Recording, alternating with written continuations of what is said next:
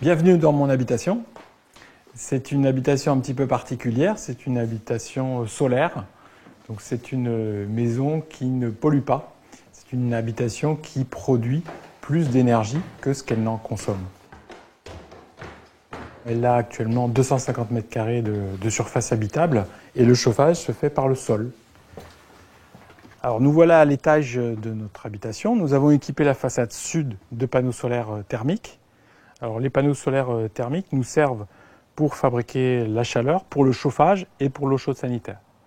Donc, ces panneaux solaires thermiques sont assez simples de conception. Il s'agit d'éléments vitrés qui laissent passer la lumière. Cette lumière, à l'intérieur, elle est transformée en chaleur.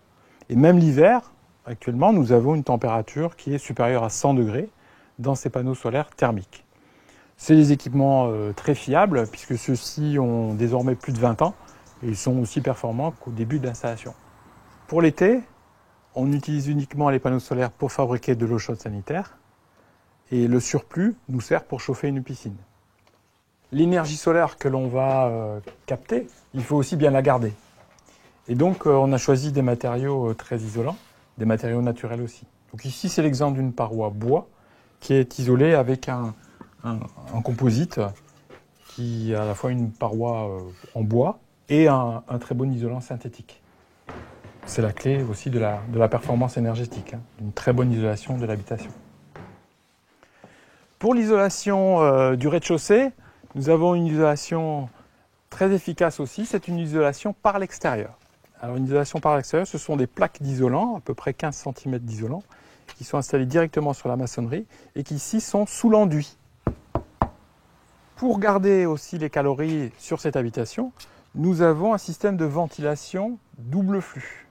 La ventilation double flux, elle récupère les calories qui sont dans l'air vicié qui va sortir de l'habitation pour réchauffer l'air neuf qui va être injecté dans l'habitation. On valorise aussi l'énergie solaire à partir du rayonnement solaire direct sur les ouvertures vitrées qui sont préférentiellement orientées du côté sud. Donc l'hiver, l'apport solaire sur la façade sud est un apport d'énergie très important. Au départ, c'est une démarche volontaire pour ne pas trop impacter sur l'environnement. Ça fait 20 ans qu'on y habite et je regrette absolument pas d'avoir fait cette maison. Enfin, c'est surtout mon mari qui l'a faite parce qu'on s'y sent vraiment très bien.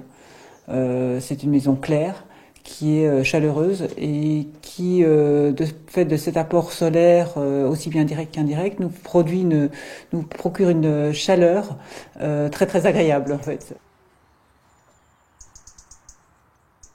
Pour la production d'électricité sur cette maison, nous avons installé une trentaine de mètres carrés de capteurs solaires photovoltaïques. Ils sont sur la toiture tout en haut.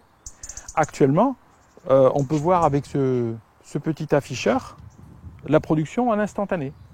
Donc nous avons 1680 watts nets qui sont produits maintenant.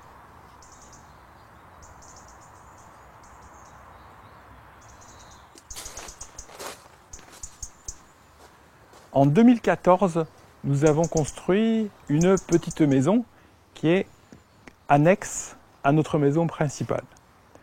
C'est un petit bâtiment qui est totalement autonome en énergie, qui produit même plus d'énergie que ce qu'il n'en consomme.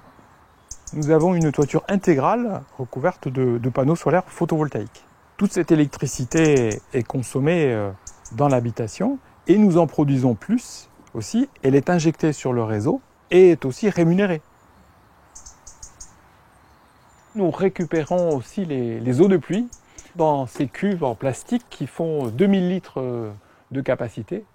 Et ce volume d'eau nous permet d'alimenter nos toilettes, d'alimenter le lave-linge et nous alimentons aussi tous les usages qui sont d'usage non potable. Donc ça nous procure des économies. C'est aussi un geste important pour l'environnement puisque l'eau que nous utilisons est une eau qui n'est pas traitée, qui n'a pas besoin d'énergie pour être acheminée jusqu'à chez nous. Voilà, c'est juste de sortir de... Et voilà. Quand on fait le projet de construire sa maison, on peut essayer de faire certains choix. Et le choix que nous avons fait, c'est d'utiliser un maximum d'énergie renouvelable Il est possible aujourd'hui, en 2015, de construire de manière plus responsable, compte tenu des enjeux qui sont aujourd'hui devant nous, les enjeux de changement climatique, les enjeux de pollution, les problèmes de ressources qui déclinent.